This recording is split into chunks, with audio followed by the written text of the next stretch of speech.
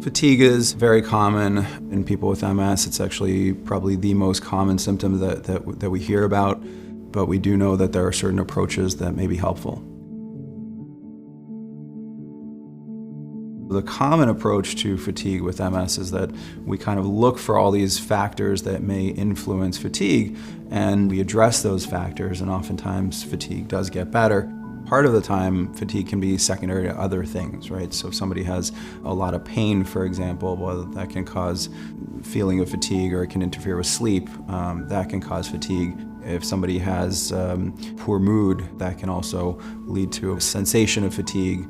I think mood and anxiety can also play a role with worsening fatigue, and I think anybody who has an untreated mood disorder or a lot of anxiety, well, that's going to make every symptom of MS worse, every physical symptom. And so if somebody does have depression or anxiety, that needs to be treated.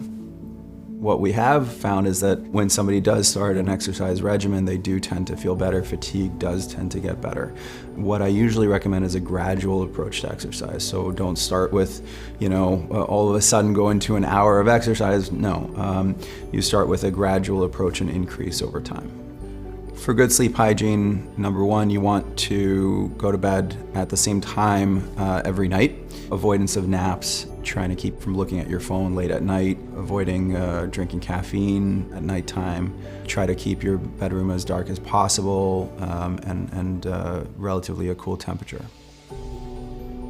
I think that talking to your doctor about fatigue is extremely important, and some people may be reluctant to do so. They may think that this is the way it has to be, and there's nothing to do about it.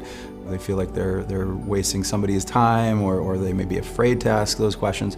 As a neurologist that primarily treats people with MS, that's why we're there, is to answer those questions. And there certainly can be a lot of things that can be done to try to mitigate this symptom.